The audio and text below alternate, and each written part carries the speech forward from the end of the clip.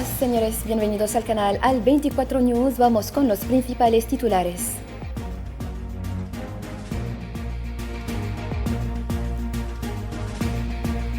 Decenas de mártires en una nueva masacre en Gaza. La agencia onusiana OCHA advierte contra el empeoramiento de la crisis en el enclave. El ejército sudanés gana más terreno en Jartum mientras las fuerzas de apoyo rápido se reposicionan en el frente de batalla. Y Sudán del Sur al borde de la guerra. La detención del vicepresidente de Sudán del Sur, Riek Machar, cancela el acuerdo de paz, afirma su partido.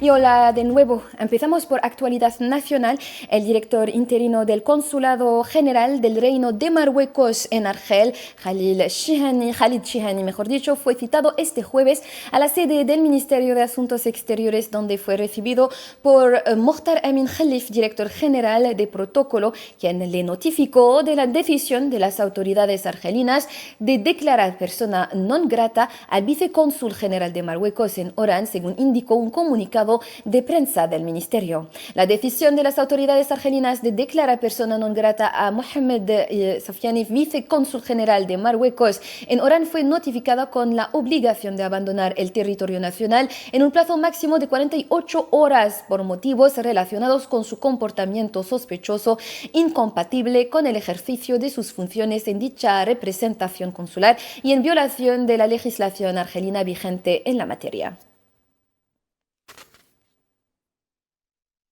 Vamos a Gaza ahora. 7 ciudadanos cayeron en mártires este jueves al amanecer cuando la ocupación bombardeó una casa en la zona de Fadus en Beit Lahia, al norte de la Franja de Gaza. El número de mártires desde el amanecer de hoy, como resultado de los continuos bombardeos de la ocupación sobre la Franja de Gaza, se ha elevado a 22 mártires.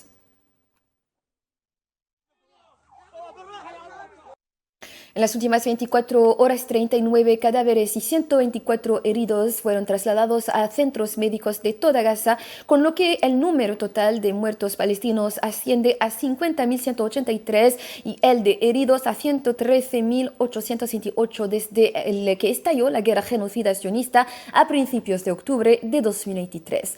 Al menos 830 personas han caído en mártires y otras 1.787 han resultado heridas en la franja desde que el ejército sionista reanudó los intensos ataques aéreos en el enclave el 18 de marzo, en plena violación de un alto al fuego vigente en el enclave.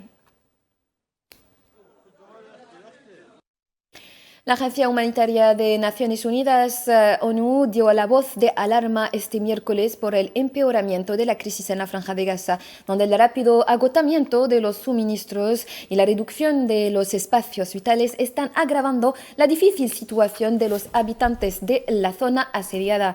La Oficina de Coordinación de Asuntos Humanitarios de la ONU, OCHA, informó de que más de 142.000 personas han sido desplazadas en la Franja de Gaza en una semana y se espera que las cifras sigan aumentando a medida que continúen las órdenes israelíes de desplazamiento y la intensificación de los bombardeos.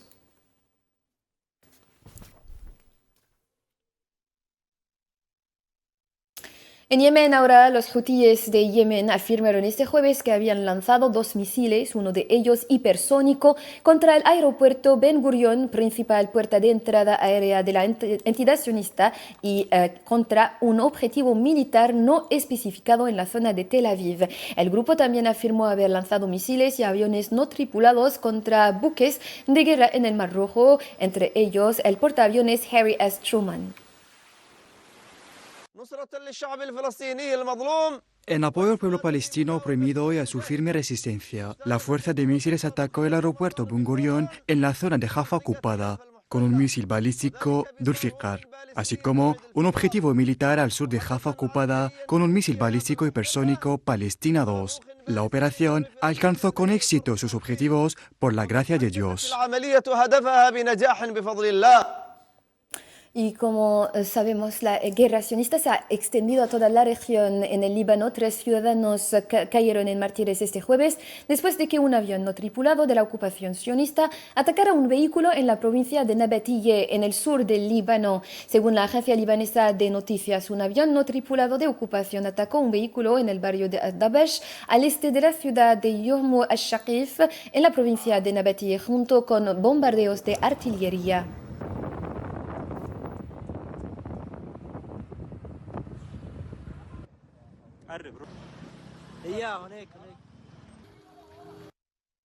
Y en Siria, la ocupación sionista lanzó el amanecer de este jueves ataques aéreos contra varias localidades de la ciudad costera de Latakia, en el noroeste del país.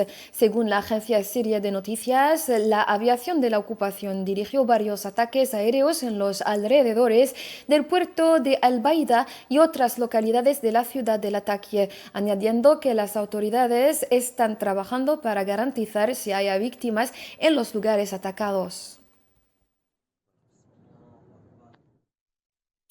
Actualidad en Sudán, ahora como lo hemos anunciado en nuestros titulares de esta noche, la noticia está en Sudán también, pues las calles de Port Sudán se convirtieron en escenario de grandes celebraciones tras la expulsión de las fuerzas de apoyo rápido por parte del ejército sudanés liderado por Abdel Fattah al-Burhan. Los sudaneses salieron a las calles para celebrar lo que describieron como una gran victoria. Más detalles con Karim Mostfawi.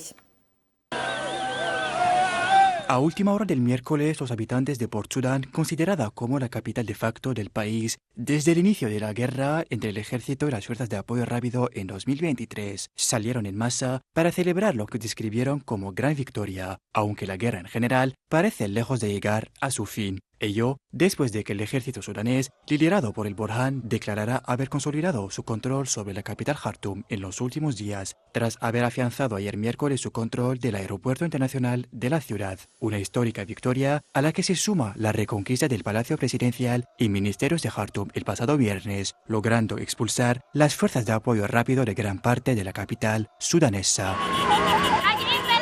Este es nuestro país, el ejército es nuestro y nosotros somos su gente. Volvemos a casa gracias a Dios, Dios es grande. Felicidades por las victorias del ejército, la victoria confirmada y apoyada. Si Dios quiere, seguiremos adelante y todo el pueblo sudanés, si Dios quiere. Saludo a las Fuerzas Armadas, a las Fuerzas Conjuntas y a las Fuerzas de Reserva y a todo el pueblo sudanés. Enhorabuena. Si Dios quiere, a más victorias. Al-Fasher y el Geneira está dentro, si Dios quiere.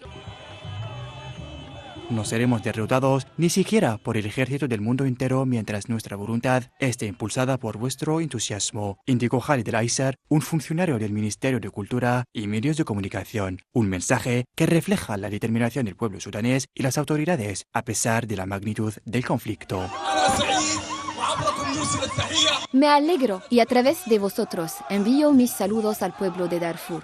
No pararemos hasta que liberemos la última parte de Darfur. Debemos liberar la última parte en Kordofán. No se trata solo de Jartum, se trata de todo Sudán. Todos los traidores o agentes deben salir. No seremos derrotados ni siquiera por los ejércitos del mundo entero, mientras nuestra voluntad esté impulsada por vuestro entusiasmo y vuestro empuje para defender Sudán y al pueblo sudanés.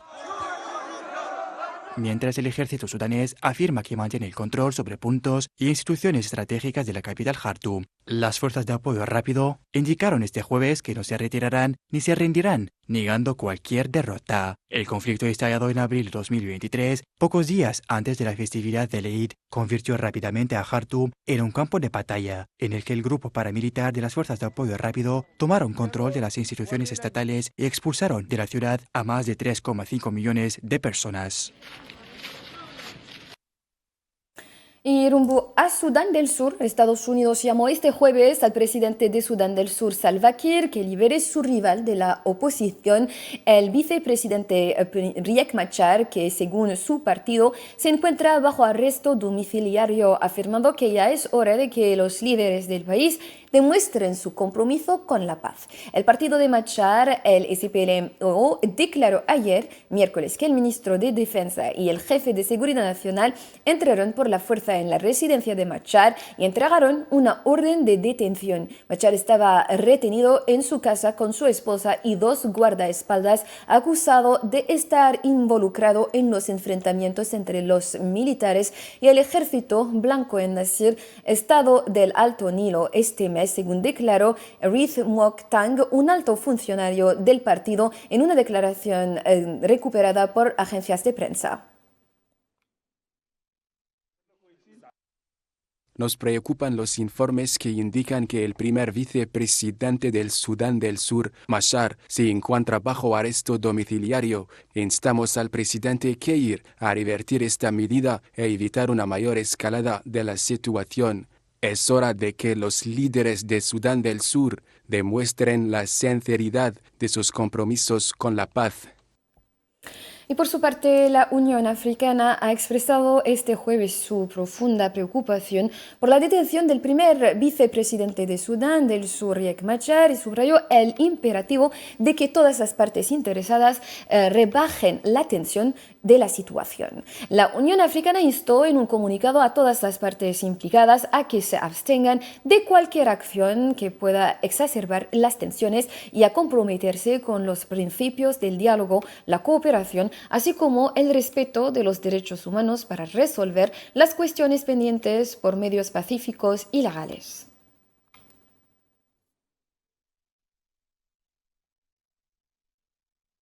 En la contienda saharaui, la relatora especial de la ONU sobre la situación en los defensores de los derechos humanos, Mary Lawlor, hizo un llamamiento a las autoridades marroquíes para que dejen de reprimir a los defensores de los derechos humanos en el Sáhara Occidental. En una publicación en su cuenta oficial de Facebook, Mary Lawlor indicó haber recibido información preocupante de que la policía marroquí agredió físicamente e hirió al activista saharaui de Derechos Humanos, Mahfouza Bamba El-Fkir, pidiendo a las autoridades marroquíes que investiguen el incidente y pongan fin a la represión de los defensores de los derechos humanos en los territorios ocupados. He recibido informes preocupantes según los cuales agentes de policía marroquíes agredieron físicamente y hirieron a Mahfouza Bamba El-Fkir, defensora saharaui de los derechos humanos, el 16 de marzo de 2025. Pido a las autoridades marroquíes que investiguen este incidente y pongan fin a la represión de los defensores de los derechos humanos en el Sáhara Occidental. Y a su vez, el presidente saharaui Brahim Ghali insistió en la necesidad de emprender campañas de solidaridad con los presos políticos saharauis para denunciar las políticas represivas y terroristas de la ocupación marroquí, según sus palabras, así como dar a conocer el sufrimiento de los activistas saharauis debido a la represión marroquí y a la ausencia de un mecanismo internacional que controla las violaciones cometidas contra ellos. El presidente Brahim Ghali se pronunciaba al haber presidido en la sede del Comité Saharaui de Derechos Humanos una reunión con el comité encargado del seguimiento del expediente de los presos políticos saharauis en las cárceles marroquíes sobre la evaluación del trabajo realizado a nivel nacional e internacional.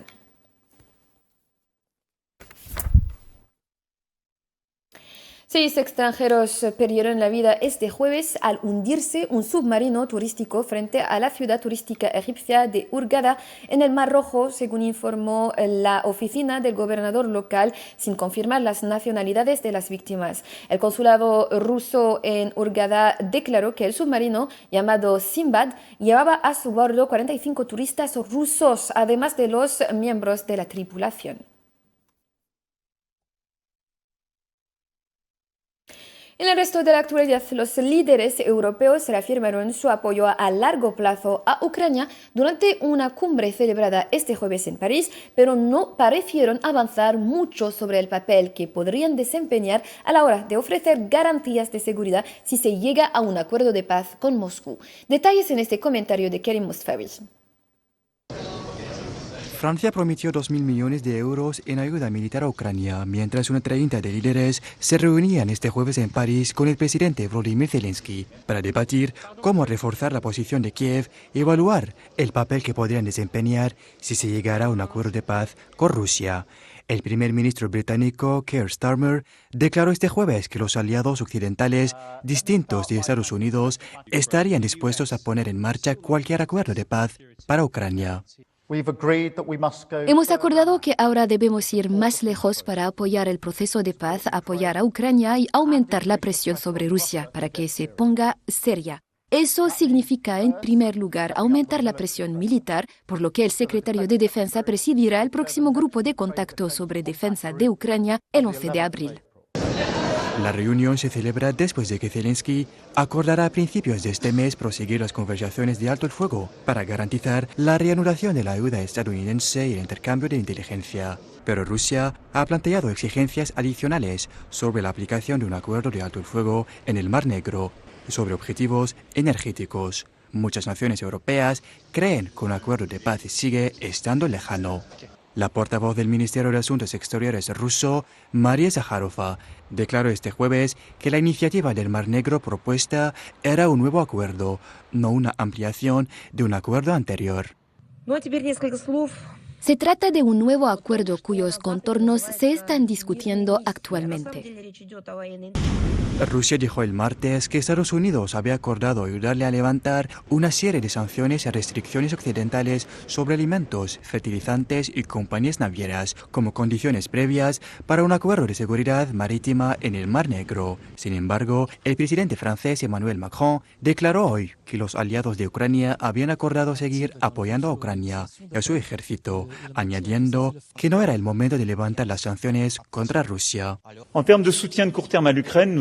En cuanto al apoyo a Ucrania a corto plazo, también hemos decidido por unanimidad que no es el momento de levantar ninguna sanción y no habrá levantamiento de sanciones antes de que se establezca claramente la paz. Y por eso planeamos continuar la presión económica, especialmente sobre la flota en la sombra y sobre algunas capacidades industriales. Seguiremos movilizados en estos puntos. La tercera cumbre de lo que Francia y Gran Bretaña han denominado la coalición de los dispuestos reúne a personalidades como el primer ministro británico Keir Starmer, el secretario general de la OTAN Mark Rutte, el primer ministro polaco Donald Tusk, la primera ministra italiana Giorgia Meloni y el vicepresidente turco Cevdet Yılmaz. Guerra arancelaria ahora. El presidente estadounidense Donald Trump anunció ayer, miércoles, la imposición de aranceles del 25% a todos los coches y repuestos automotrices importados en Estados Unidos, ello a partir del 2 de abril. Poco antes de firmar la orden ejecutiva para la medida arancelaria, el mandatario estadounidense indicó que los coches fabricados en Estados Unidos no tendrán ningún arancel.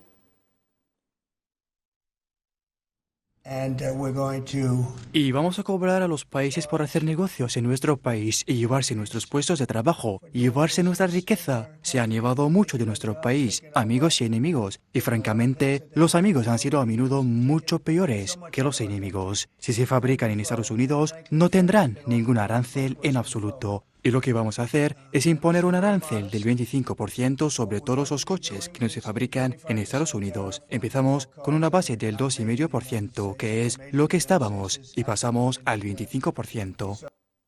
Y como reacción, la presidenta de la Comisión Europea, Ursula von der Leyen, calificó de mala para las empresas y peor para los consumidores la medida del presidente estadounidense Donald Trump de imponer aranceles del 25% a las importaciones de coches a Estados Unidos. En una publicación en la plataforma X, von der Leyen lamentó la decisión estadounidense y añadió que la Unión Europea seguirá buscando soluciones negociadas al tiempo que salvaguardará sus intereses económicos, según indicó.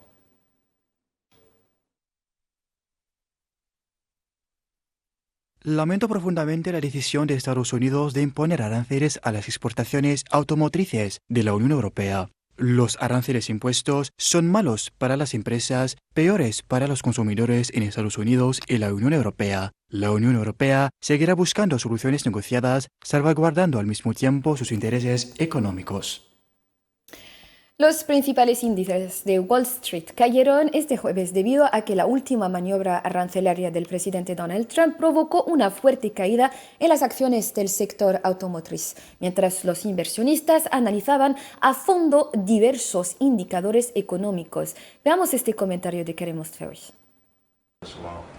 En un anuncio nocturno el miércoles, Trump reveló su plan para implementar aranceles del 25% a las importaciones de automóviles y camionetas ligeras a partir de la próxima semana, mientras que se espera que los aranceles a las autopartes entren en vigor a partir del 3 de mayo. Canadá esperará hasta la próxima semana para responder a la última amenaza estadounidense de aranceles y no hay nada descartado respecto a posibles contramedidas, dijo este jueves el primer ministro Mark Carney.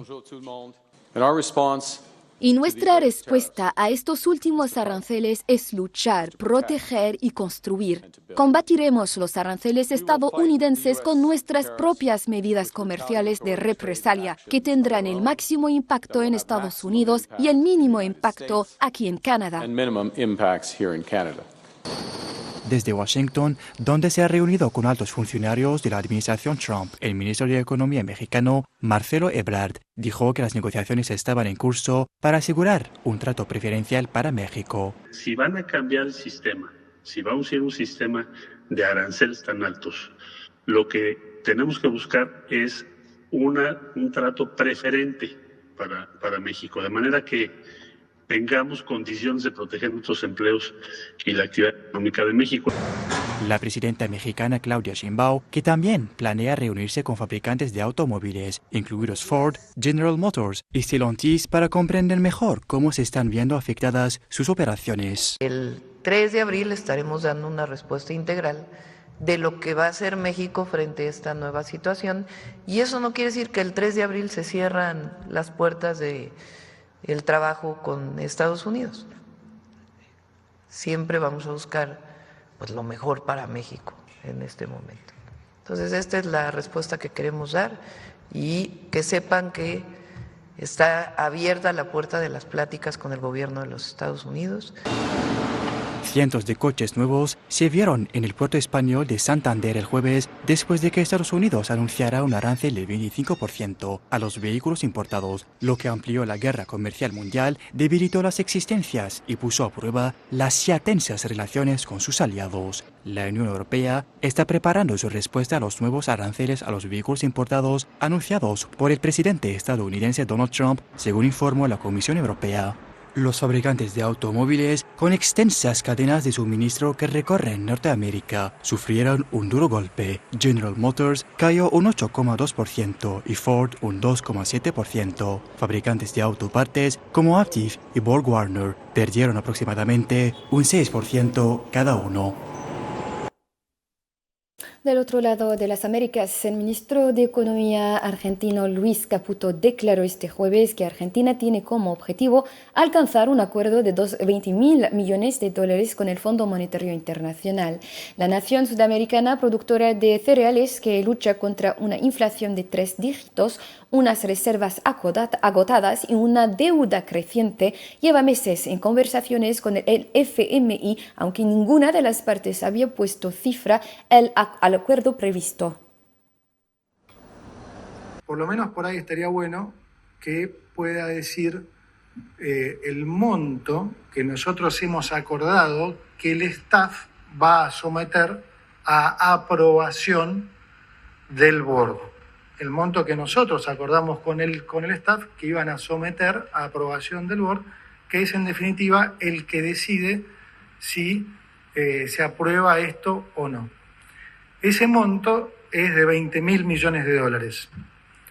Entonces, como ven, es muy superior al monto que se viene escuchando de algunas personas en particular. Además de eso, por supuesto, estamos negociando también con el Banco Mundial, BID y CAF, un paquete adicional también de libre disponibilidad, siempre para reforzar las reservas del Banco Central. Señoras y señores, es con esta noticia que concluimos nuestra edición de esta noche. Gracias por su amable atención. Un saludo.